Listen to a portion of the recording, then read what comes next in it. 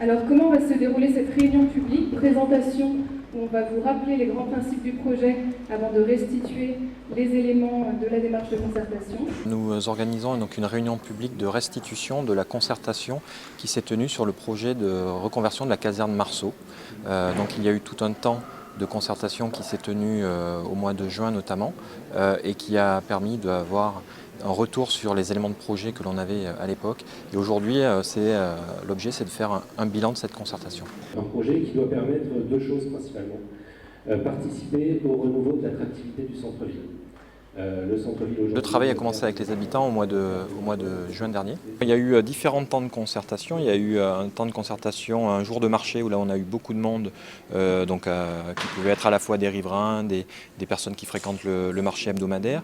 Nous avons eu aussi des ateliers où là nous avons cherché à avoir un panel avec des riverains d'une part, mais aussi des habitants d'autres quartiers, puisque c'est un projet qui a une vocation au-delà du quartier, mais un projet de rayonnement au niveau du centre-ville.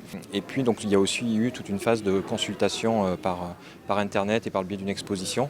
Donc on a essayé de toucher un large public. J'ai suivi et participé aux réunions qu'il y a eu, que ce soit les réunions du collectif Marceau, et puis cette réunion qui est intéressante puisque monsieur le maire va se prononcer sur ce projet et nous avons sûrement des idées intéressantes. J'ai été voir les expositions et effectivement c'est très intéressant. Bon, c'est un quartier qui a été très dynamique, qui a un peu souffert de différents déménagements, l'armée, etc. et d'autres services. Donc il est très important de le relancer et le fait que la mairie consulte et fasse participer les habitants, les associations, les entreprises, c'est une très bonne chose. Maintenant, j'attends avec impatience ce qui va en sortir. Les ateliers ont permis de faire des arbitrages, des choix. Pour l'instant, on est peut-être au milieu du gué. L'avenir amènera probablement d'autres changements et d'autres choix, puisqu'il va falloir en effet tenir compte des contraintes des habitants du pourtour de cette nouvelle zone. J'aimerais savoir, est-ce que vous avez une idée de nombre de places de parking qui sera nécessaire pour les 350 logements, les 700 élèves, etc. Savoir où est-ce que vous envisagez de faire sortir ces vélos, est-ce qu'on peut aller par exemple jusqu'au Champ de Juillet ou jusqu'à la cathédrale? Vous mentionnez des logements et services. J'aimerais avoir des explications complémentaires, s'il vous plaît. Pensez qu'il va y avoir une augmentation de la circulation. Elle est coupée aussi par une voie ferrée, avec des tournants très accentués. Quid de cette rue du Chien? Il y a des débats qui sont parfois vifs, c'est tout l'intérêt de la concertation et qui effectivement ont conduit à des avis et à des positions qui sont différentes selon les personnes, c'est bien normal. Et donc à partir de là, effectivement, nous avons essayé de travailler à une synthèse qui soit la plus équilibrée possible pour l'avancée du projet. Ce qui me plaît a priori, c'est le mixage entre les différentes activités, entre des logements, des activités professionnelles, d'améliorer la beauté et le côté agréable du quartier également, donc par des espaces verts. Mais ce qui est le plus important, c'est de l'activité économique. Ce projet nous intéresse, je veux dire, parce que nous sommes rue de Belfort, donc juste à côté de la place Marceau. Et on aimerait bien voir comment les choses vont évoluer, et notamment 350 logements qui vont être construits. C'est assez impressionnant, puisque c'est grosso modo ce qui se construit en une année sur l'image. Tout le monde a un avis, tout le monde est un peu sélectionneur dans l'âme, comme on dit bien.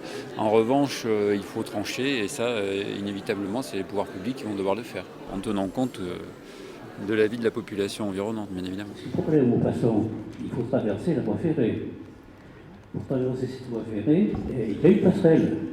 Mais la passerelle, elle serait à mon avis à revoir. Madame l'a abordé tout à l'heure et qui concerne la nécessité de lancer un vaste programme de réhabilitation du bâti existant. Et j'aimerais que vous puissiez préciser un peu plus la circulation de la rue Théodore Bach, s'il vous plaît. Il souhaite que Renaissance du Vieux-Limoges et moi-même travaillons avec vous sur les suites.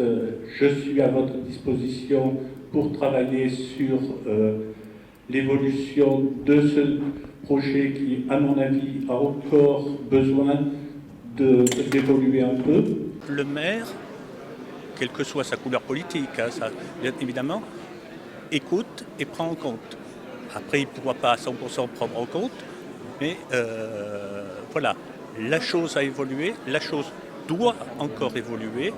Les gens tiennent à leur patrimoine, ça évolue dans le bon sens, ça a encore évolué et j'ai pris un engagement que j'ai proposé à monsieur le maire, c'est de travailler avec les services parce qu'on a aussi, plus il y a de têtes qui réfléchissent, mieux c'est. On a retenu les propositions, mais elles n'ont pas été encore traduites dans un plan, dans une intention urbaine.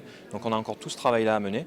Et ensuite, il y aura toutes les études opérationnelles à mettre en place pour avancer dans ce projet-là. Voilà, sachant que notre souci est de maintenir les habitants associés au projet. Tous les habitants présents qui se sont exprimés ont été écoutés et ont obtenu une réponse, donc c'est bien.